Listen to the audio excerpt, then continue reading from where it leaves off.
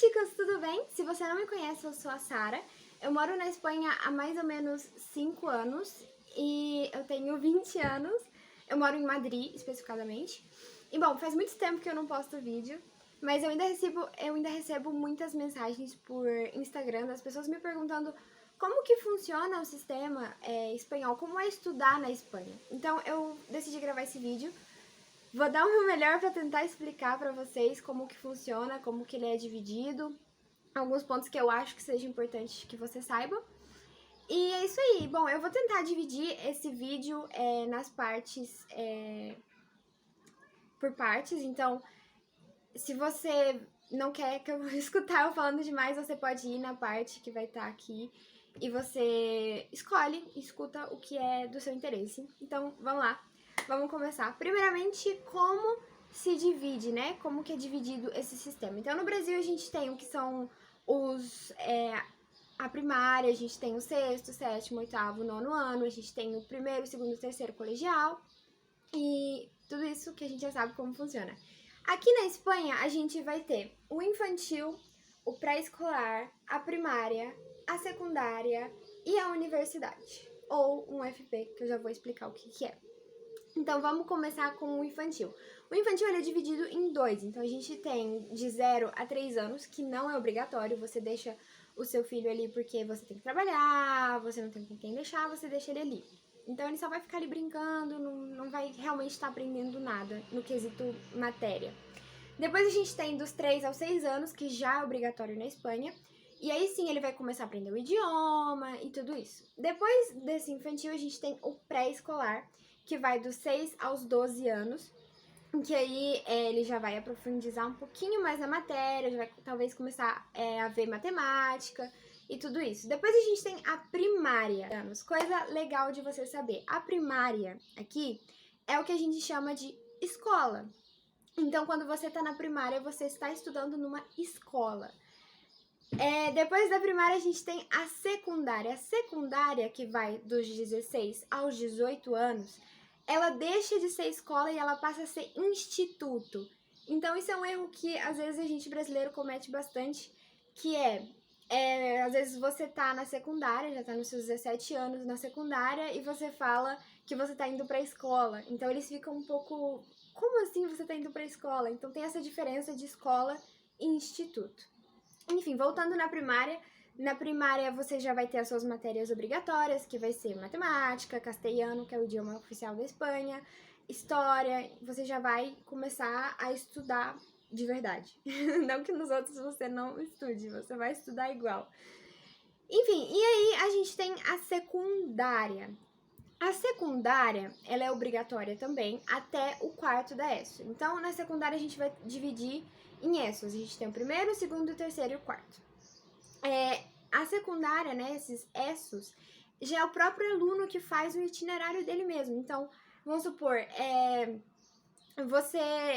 você coloca, eu quero fazer matemática e eu quero fazer química, por exemplo.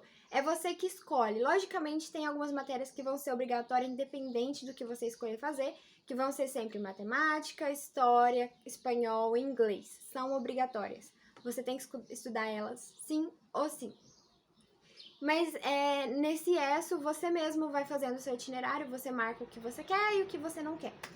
Os institutos aqui na Espanha, todos eles são, como mínimo, bilíngues, o que significa que você vai ter que aprender o espanhol, né, o castelhano, e você vai ter que fazer outro idioma à parte. Isso depende do instituto que você vai estudar, o que você queira que o seu filho estude. Pode ser um instituto que fale inglês e espanhol. Bom, normalmente o inglês sempre está incluído, igual eu falei antes, é uma matéria obrigatória. Mas pode ser um instituto que é inglês e francês, pode ser inglês e alemão, pode ser inglês e chinês. Então vai depender da escola que você vai estudar. E, bom, nesse ESO tem as matérias, né? Que são química, física, as matérias que a gente conhece toda a vida. Tem algumas outras que aqui não tem, por exemplo, quer dizer, que no Brasil não tem, por exemplo, aqui tem geologia, né? Que é o estudo da Terra, que é mais ou menos um pouco o que a gente vê em geografia, mas não exatamente.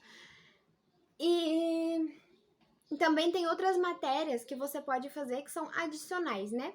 Por exemplo, você pode fazer outro idioma à parte, você pode escolher como as adicionais são essas que não são as obrigatórias, como por exemplo química, como por exemplo biologia. Então, isso é como funciona o ESSO, né? E aí a gente tem o bachillerato. O bachillerato não é obrigatório, geralmente o bachillerato é o pós-obrigatório. E no bachillerato você também tem as suas matérias obrigatórias igual no ESSO. Por exemplo, matemática não, perdão.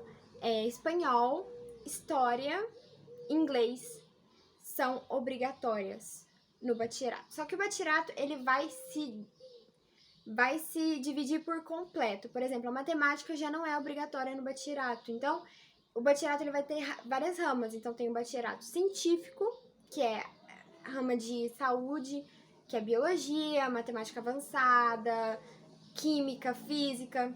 A gente tem o bachillerato de humanidades, que é história da arte, história, grego, latim. A gente tem a de ciências políticas e sociais, que são economia, matemática.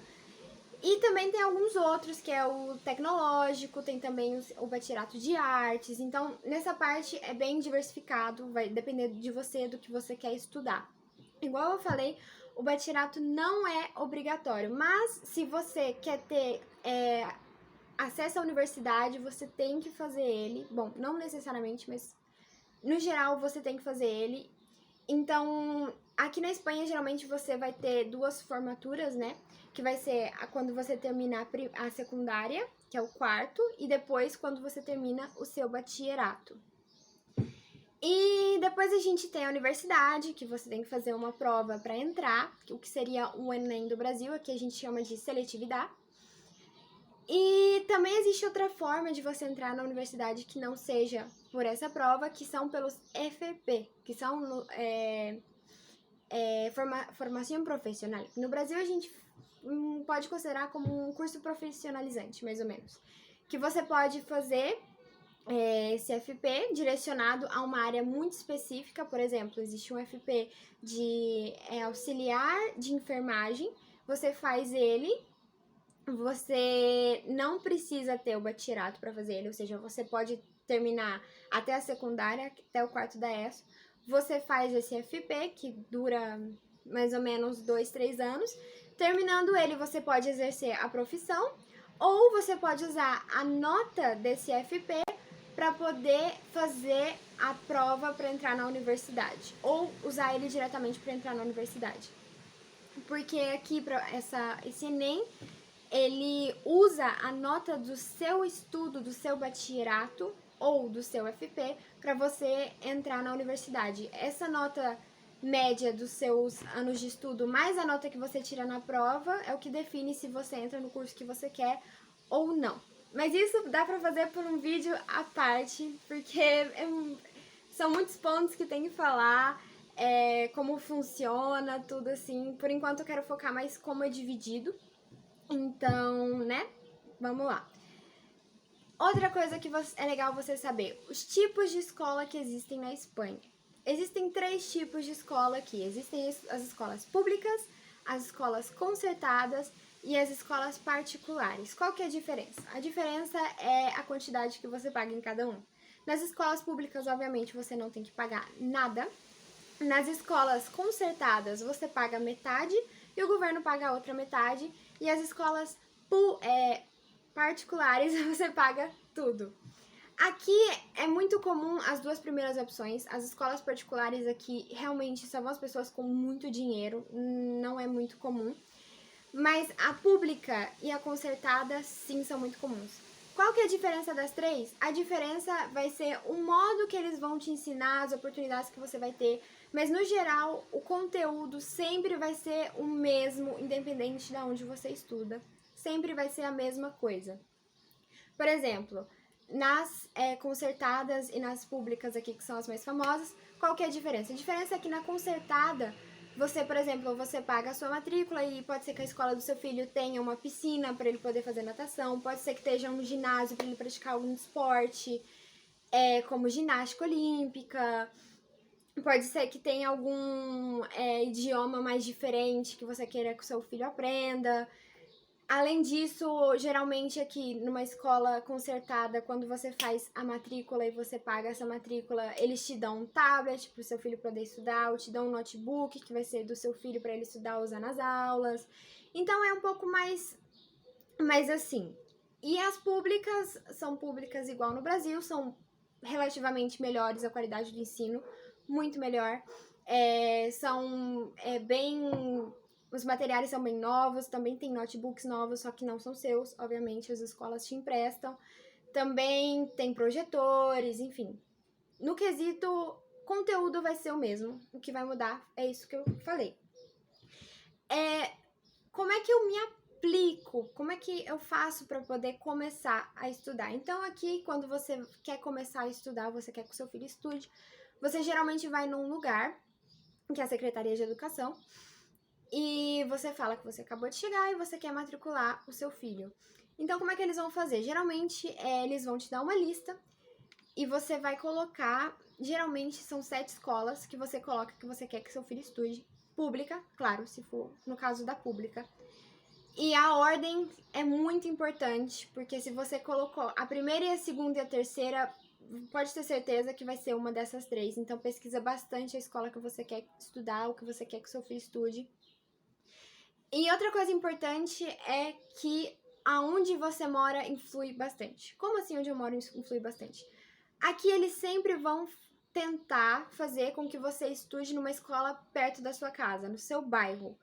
Então, quando você for olhar, dá uma olhada nas escolas e nos institutos que você tem perto da sua casa, porque provavelmente é ali que eles vão colocar para o seu filho, vão te colocar para estudar. Outra coisa interessante, o ano escolar. Como que funciona o ano escolar? O ano escolar aqui é diferente, ele começa em setembro e termina em junho ou julho, dependendo em qual...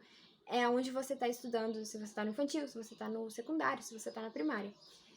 Então, é muito importante você estar atento com as datas de inscrição e matrícula. Por quê? Geralmente, as datas aqui de inscrição, elas são de abril a maio, mais ou menos 20 de abril a 5 de maio, para você poder ir nessa secretaria, para poder colocar as escolas que você quer com o seu filho, que você estude. Então, você tem que estar muito atento a essas datas, porque se você perder, vai ser muito complicado. Não é impossível, mas vai ser muito difícil que você comece na metade do ano.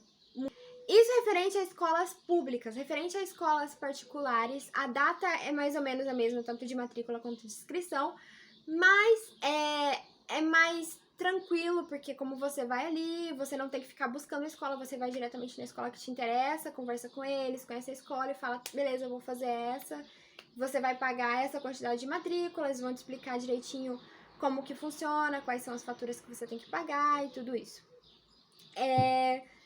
Voltando ao ano escolar, como eu disse antes, já que começa em setembro e termina em junho, geralmente aqui são 2 férias que você tem. A primeira é no meio do ano escolar, que é geralmente no Natal, no Ano Novo, e aqui é muito importante os Reis Magos, eu diria que é mais importante do que o Natal até. Então essa é a primeira férias que você vai ter. Ela não é tão grande, ela é mais ou menos 1 mês, talvez menos.